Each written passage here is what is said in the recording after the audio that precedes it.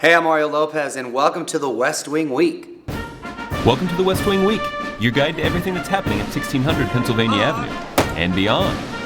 This week, the Vice President, Dr. Biden, traveled to Chile to attend the president's inauguration, while the American president worked on improving access to college for students, raising the minimum wage, and negotiating a peaceful settlement for the conflict in Ukraine. That's March 7th to March 13th, or What's Up, Captain America? On Friday, the President and First Lady traveled to Miami, Florida, to highlight the importance of access to financial aid, and got some one-on-one time with seniors at Coral Reef High School to hear about their college plans. You guys already filled out your FAFSA? Yeah. You already got the business plan? It's kickstarting, yeah. It's going. I want to buy stock in this guy. The President then took to the stage to share the context of why these students' stories are so important. But last year, almost half of high school graduates in Florida didn't fill out the FAFSA form.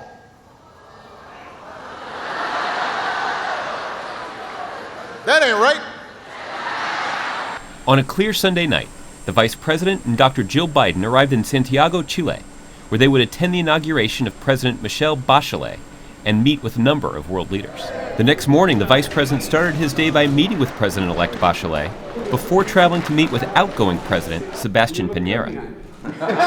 Across town, Dr. Jill Biden was visiting a museum dedicated to memorializing the victims of human rights abuses committed under the country's military regime between 1973 and 1990. Later, the Vice President met with U.S. Embassy staff and their families in Santiago, where he also conducted a ceremonial swearing-in for the new ambassador to Chile, Mike Hammer.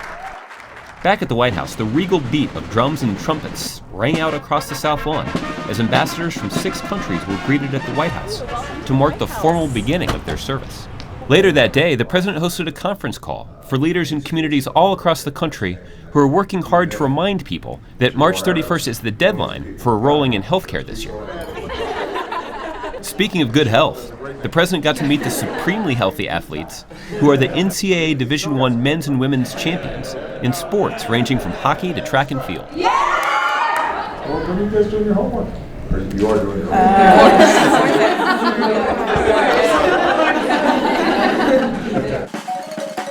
On Tuesday, Funny or Die released a special episode of Zach Galifianakis' hit web series Between Two Ferns, featuring President Barack Obama. Last week, and I had to get my great aunt some diabetes shoes, and You know what, Zach? It's no problem.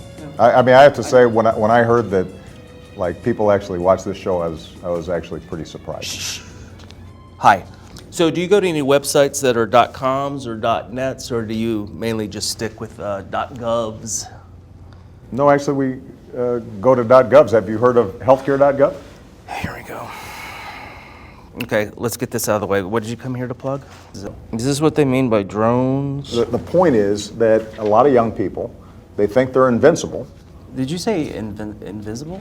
That morning, President Obama added the Point Arena-Stornetta public lands to existing national monument land in California.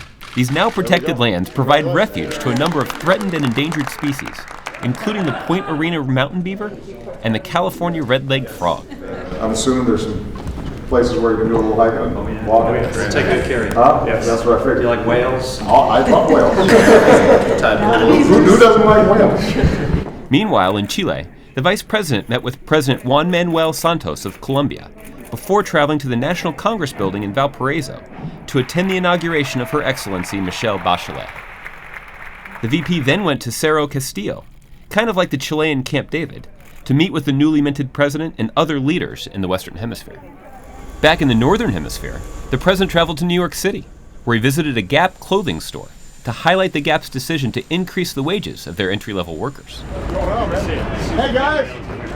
For them to get that little extra boost, it's not only good for them and their families, it's also good for the entire economy. You're in charge. Oh my gosh. You've got like a... I think today you're in charge. While at the Gap, the President decided to pick up some nice gifts from Malia Sasha and the First Lady. He's better looking in person. Okay. You get a kiss for that. Come on over here. There you go. This is so much fun. Shopping. Oh wow! You can sign the machine. Absolutely. Yeah, I'm just teasing everybody. Everybody was busy scribbling. On Wednesday, the president met with a group of advocates who are getting the word out about the Affordable Care Act, sat down with the WebMD crew for an interview, and then welcomed the Prime Minister of Ukraine to the Oval Office. We are ready to negotiate. At the end of the day, the president convened a meeting with women members of Congress to discuss an upcoming Working Families Summit to be held on June 23rd. On Thursday, the president spoke on the urgent need to support hardworking Americans by giving them the overtime pay they deserve.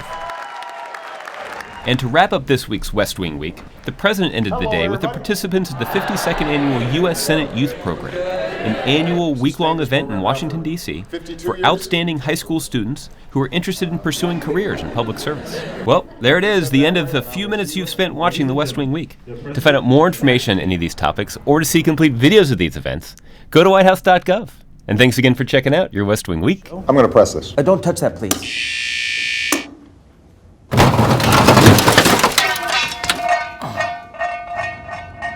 Thanks for the interview, and thanks for letting me shoot my show here all these years.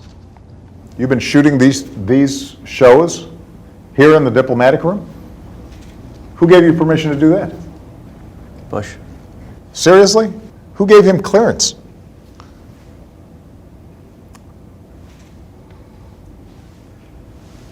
What's the spider bite? That's the other hand. No, it's everywhere.